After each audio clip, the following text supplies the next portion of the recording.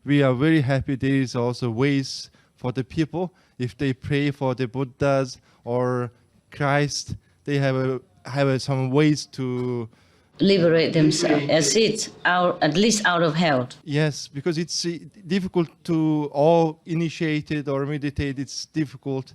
So it's very happy to know about all these stories. Why difficult? You know, maybe you know, to be initiated needs much. You know, I don't know how to say, but I think it's not easy to because not everybody, you know, doing this. Not everybody. Get initiation, you know, it's hard. Ah, yes, that's right. So I just tell them, read the sutra, but they have to believe sincerely also, you know, so that this belief, the sincerity, will connect with the Buddha power, not just blah, blah, blah. Now, understand? Connecting from inside. So they have to be sincere, humble, really request, yeah? Yeah. Yesterday, because for the initiate, it's more direct, it's easier, okay? But for other people, even though you say it reciting the Buddha's name or the past Buddha and then, or do something, then finally you will be Buddha. But meanwhile, there's so many thousands, hundreds of aeons passed already, understand? And then even then you might be led into temptation and having suffering meanwhile, like the old lady who killed the buffalo, yeah. Before that life, she has painting, repairing the Buddha stupa even. That's a lot of merit. And then the 32 people was also helping her to do that. There's a lot of merit for them too. But even then, you know, merit is one thing, sin is another thing. When you're born in here, you forget your merit. And then the Maya and all that, try to drag you down, you know, and doing one mistake, and then you finished. Maybe the merit is still there. The merit of painting the stupa is still there, but you don't reap it until many other lifetimes. And meanwhile, you suffer already because you kill a buffalo, just one buffalo, an animal. Not like killing a human being even. And then suffer 500 lifetimes, being killed, being chased, dying in the prime of youth. Even you have strong power, muscle and all that, still get killed. Yeah? And then the mother, the old woman, because helping them to kill the buffalo, just helping and eating, not like she's the main point, to the main one who wants to kill the buffalo. She's just helping. Just lending her things and her yard, you know. And then still she has to be the mother of these 32 people and suffer life after life seeing them killed in front of her eyes in such a way. So no matter what, of course the enlightenment, immediate enlightenment is the best. So you have one lifetime finished. If you practice directly the light and the sound of the universe, then you are direct in, okay? Don't have to be reborn again and enjoy the merit or suffer the sin, okay? It's the best. When you're born in here, you forget your merit, and then the Maya and all that try to drag you down, you know, and doing one mistake, and then you finished. Maybe the merit is still there. The merit of painting the stupa is still there, but you don't reap it until many other lifetimes. And meanwhile, you suffer already because you kill a buffalo, just one buffalo, an animal. Not like killing a human being even. And then suffer 500 lifetimes, being killed, being chased, dying in the prime of youth. Even you have strong power, muscle and all that, still get killed. Yeah? And then the mother, the old woman, because helping them to kill the buffalo, just helping and eating, not like she's the main one who wants to kill the buffalo. She's just helping, just lending her things and her yard, you know. And then still she has to be the mother of these 32 people and suffer life after life seeing them killed in front of her eyes in such a way. So no matter what, of course the enlightenment, immediate enlightenment is the best. So you have one lifetime finished. If you practice directly the light and the sound of the universe, then you are direct in. Okay? Don't have to be reborn again and enjoy the marriage or suffer the sin. Okay? It's the best. Otherwise, Buddha Sutra, Buddha's name, so that you don't go to hell.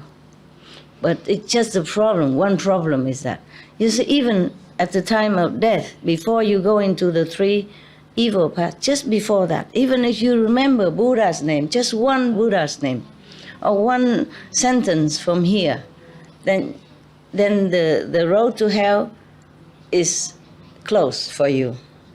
Even if you've done a lot of bad things.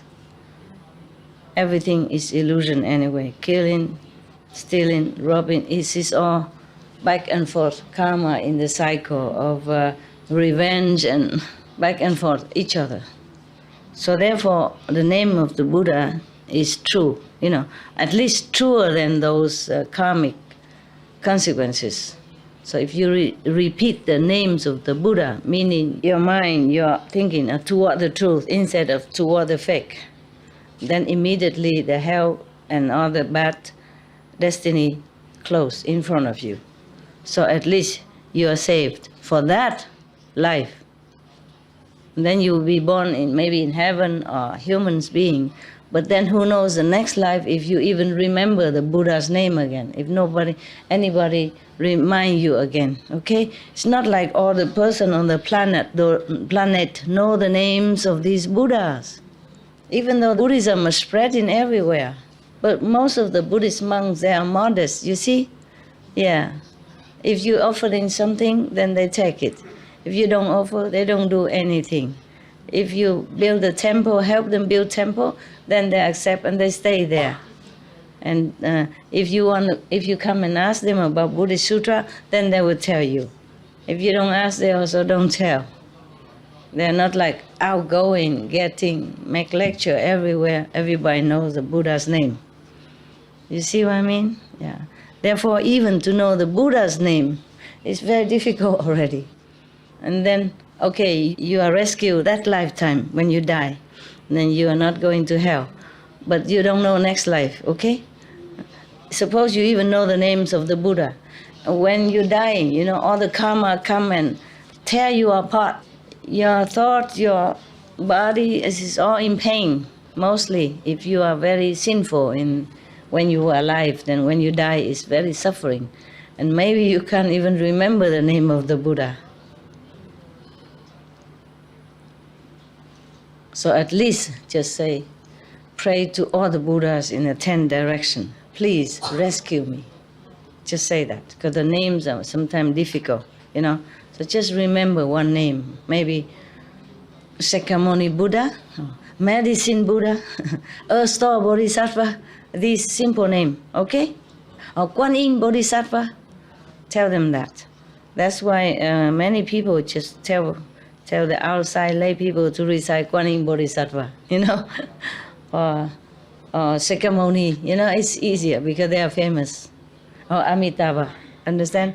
Otherwise, all the names of all the Buddhas is very difficult to remember all. One name is enough. It's just only, the difficulty is that only if you remember it at the time of dying, or anyone reminds you of that, that is a problem. But I sing this song, Namo Amitabha Buddha, in Chinese. That's also good. You just give it to them, to the Buddhists. They don't mind, they accept it. They don't care about me, about my teaching, but they know I'm singing the Buddha's name. That'll be okay in their ears. That's why I sing it, okay? Even the Catholic heard it, okay too. The Sikh heard it, okay too. It's still the name of the Buddha. The Buddhas don't care if you're Sikh or if you're Hindu. They're all the same up there. They're all friends, The Sikh guru is also a Buddha. Yeah, the Hindu master also a Buddha. So it doesn't matter. Just one tape like that, it's okay. Yeah. That is why there's a tradition when people die, they invite the priest. Some don't even know why. But when they come, they read the names of Jesus Christ, for example, Yeah. or they read the name of some Hindu masters or some Sikh guru, then you heard the name of the Buddha when you die. That's a Buddha. Any Buddha. Then you also rescue that moment from hellfire. Once you're out of it, then you have more chance to improve and then to be rescued more later. If you're in hell already, then you stay there until don't know when, until your sin is finished. Once the sentence already passed down, it's very difficult, very difficult. Unless you have a living master already initiated, maybe. Yeah, it depends also on the power of that master and on the sin that you made. You think, okay, it's one name of the Buddha, I remember. Even if you're not initiated, you say you remember. But at the time of death, maybe not. Just on the verge of death, you have to recite it then. Or before you go into hell, at the hell gate, you must recite it then. In the 49 days, if people keep repeating it to you, then maybe you're okay. But if not, then there's just so much suffering there. You heard it, right? It's terrible, terrible. And when it's forever, forever, forever like that, then it's really, really, I don't know how anyone could even fall into that and bear it. Sometimes you're sick, you have headache, just 2-3 hours and you can bear already. Imagine, huh? Or you're operated, or you cut yourself, or wounded, or have to bandage, or cast, in cast, and you're terrible already. Imagine anything else. Forever, forever like that. Day and night, non-stop. Oh, God. It is precious to be human, but it's a curse also. It depends on how you take care of your life. Very difficult to go on the right path because survival leads you to every opposite or bad directions which you don't even want.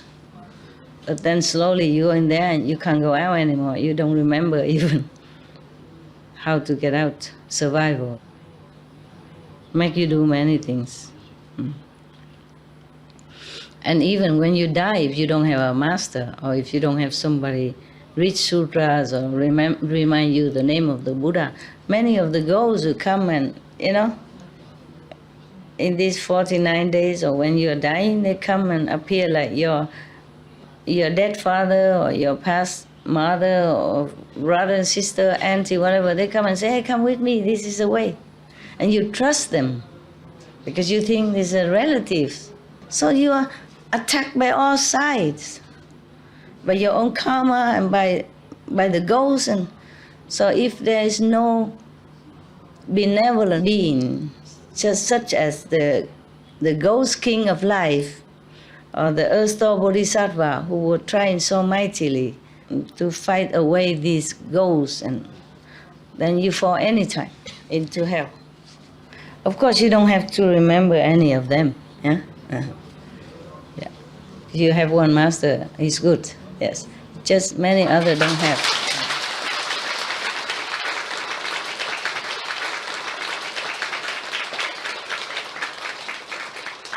Many others don't have.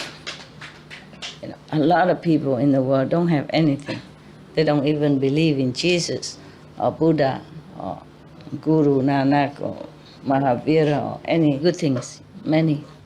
That's really pitiful. Okay. Oh my God, 10 o'clock already? Did you eat?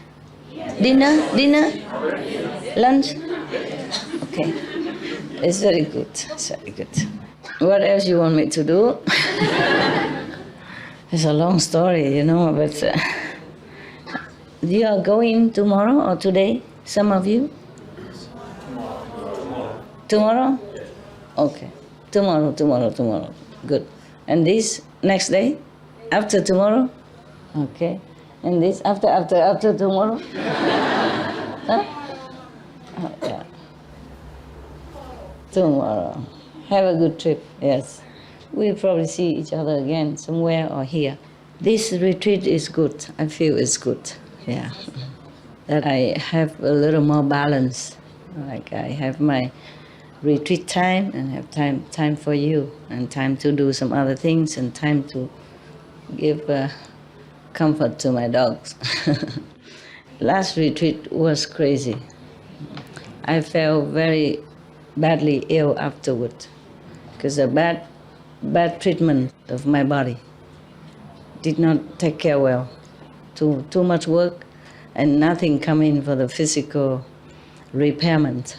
It was really terrible. So we should not do this kind of extreme anymore. Just everybody come and all want to see me, and I just work and work and work, and I see one group after another, and no time to rest, no time to recover, no time to eat, no time, and get sick and don't have time to take medicine. If take medicine, then just some little biscuits like that every day, and it was too much. Yeah, we don't go to that extreme anymore. This time is good. Yeah. And this last time karma, don't let me stay here. So every night, 2-3 o'clock in the morning, I have to go home. Go home too tired, nothing there to replenish the physical energy. And so I got very sick. But it's not only that, it's something else also, karma. So this time I stay here, and I don't waste at least 3 hours coming and going. Because from here to the house where I stay, it's about 1 hour or 1 hour and a half, more than 1 hour, I think. So I wasted all that time also, to come and go. Some of you just 45 minutes away from your home and you complain already. Yeah, sometimes I have to travel far away to see you. And even to come here. Do not complain. Whatever you have is good. Yeah. In your place, if you can buy a center for yourself, if you can afford, that is very good. It's yours. And the energy is always the same. A rental place is not always the same. Whatever it is, it's not always bad for us, okay? We have to think more positively and do not complain too much. You just meditate well, sincerely, and everything will come accordingly. Just one person is easy to take care, like the husband meditate and dedicate his marriage to his wife, then it's easy. Because they live together, every day their energies are similar, and for one person it's easy. But even then it takes this man 1 month. Every day 3 hours. Oh God. Who can do so much for his wife? But then, even then, one person only, understand? Not to talk about such a mix, big part of karmas and egos. It is very difficult for me sometimes. You sit and you dream and you think everything is easy for Master. It's not like that. It's not like that. Even the Buddha, if you don't believe me, at least the Buddha is the greatest, okay? Suppose Buddha is the greatest. And look at all his disciples. Sariputta don't even want to take the old man in because he's old and cannot help the other monks to take care of the things. Yeah? And then the other monks refuse him. For example, Devadatta, no? His cousin, trying to harm him all the time. I'm sure there are many more who are not too good disciples. But Sariputta just have that one mistake. But otherwise, in those times, people are less fighty, less stubborn than now. They have more time. They don't have television. They don't have sport Sunday. They don't have, football game and all kind of games. They don't have cars. And our mind is more pure, more easy. Even then, he still have trouble. Some people want to harm him and all that stuff. You just read that some disciple offering gold to to pave the garden, the forest for him, but you don't read many other hardship he has, even as a Buddha. And then, even then, at that time, people are more pure already, not less contaminated in the brain from so many toxins. chemical toxin and all that we have right now. So their brain is more simple, and more clean, easy to talk to. Nowadays we are contaminated with all kind of poison, from methane, from CO2, from food that we eat with insecticide and pesticide, and the water we drink with the chemical running it, we ruined. Nowadays, if the Buddha comes here, he would not even think of, okay, I should go to Nirvana. He would just go. Understand? Yeah. When the Buddha just became a Buddha, he observed that the beings there is so difficult to teach. He says, better he go to Nirvana. He just thinking like that. But now if he come here, he look, and he say, he don't even think, he just go. So the Brahman king will have no chance to come down and beg him to stay even. Because Buddha was thinking, so he has a chance to come down, fly down and stop, interfere and tell Buddha, please stay because of this, because of that. But if he just go, then he has no chance. Even then, all the heavens and earth and hell praise him that he's great because he do things that's difficult to do. He teach the beings that's so difficult to teach. They praise him, sky high, in many sutras. Yeah. If he come here now, in our toxic time, of body, mind, and spirit, then maybe all the heaven being will fall down here and prostrate to him day and night to praise him. Don't you think so? Lucky he went before everything become worse.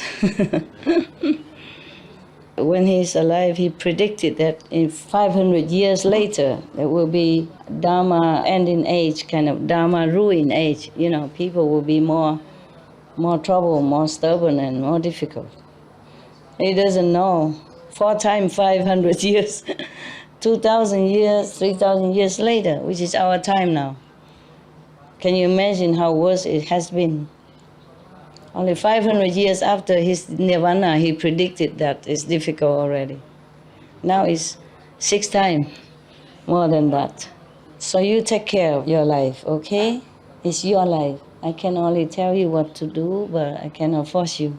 It is your life, your future. So you take good care of that. Because you don't know if you can be born human and have such good condition again. Try not to complain a lot. Try to see things positively and accept situation, okay? But nevertheless, all the centers should work together. Every time we do things without love, there's a hole in our protective layer, personally as well. Only peace and love can protect you more, apart from the holy names and the Buddha's power and all that. When you're practicing, all the Buddhas in the past, meaning all the masters in the past and present, are helping you, also blessing you all the time. All the angels protecting you. But you have to be really sincere so you can connect better.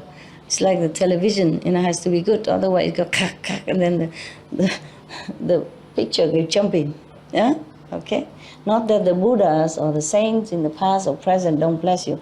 It's just you don't get it. So have to take care of yourself. Wherever you go, take care of yourself and tell others to be more modest, more humble, more cooperative. Okay? There's no winner and loser in our circle. Just brothers and sisters. I trust you will all do that. Thank you.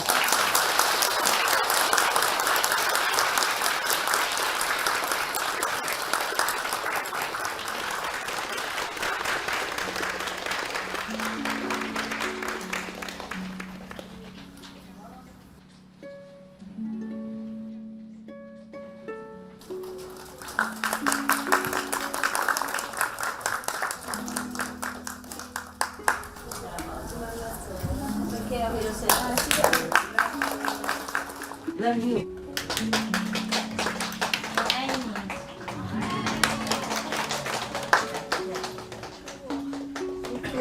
I love you 就好了。不然怎么就讲好多语言，好累哦。我听清楚哈，很清楚这里哈，太好了 ，OK， 好，大家保重 ，OK。对不起，没办法，什么人都照顾。你很好。拿这个给我，饼干。好，拿那个饼干。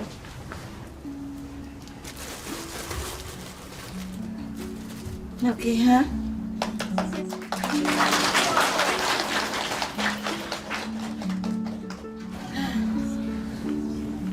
要回去了吗？是吗？明天吗？后天。Going tomorrow？ 以后有空有机会再来。回去跟师傅，替师傅问候大家 ，OK 哈？师傅保重，师傅保重，保重，保重，保重，上帝保佑。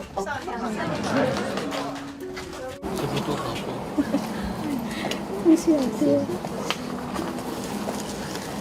你们都当和尚，睡外面。拜拜。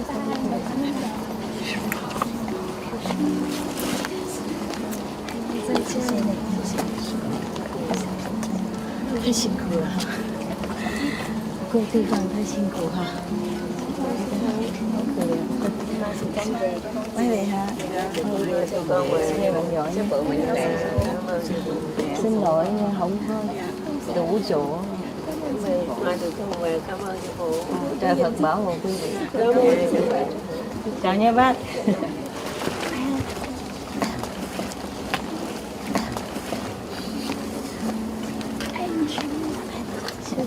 谢谢你们来看书，谢谢师傅，好爱你哦，谢谢师傅，师傅爱看书，感恩quý vị，我们有在保护，保重，大家保重，上帝保佑 ，OK。师傅也是哦。Thank you， 上帝保佑 ，OK。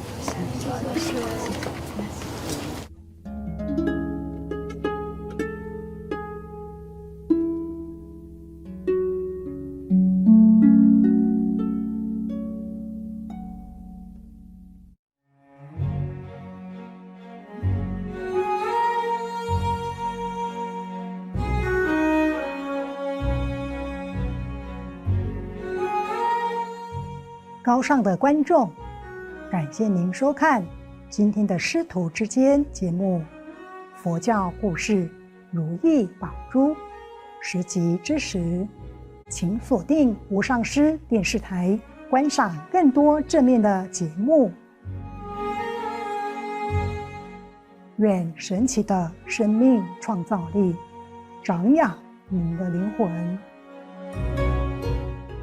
Noble viewers,We appreciate your company for today's episode, entitled Buddhist Stories, Wish Fulfilling Jewels, Part 10 of 10, on Between Master and Disciples. Please stay tuned to Supreme Master Television for more positive programming. May the magic of life's creative force nourish your souls. Our programs offer many languages. Please visit suprememastertv.com/schedule and suprememastertv.com/BMD.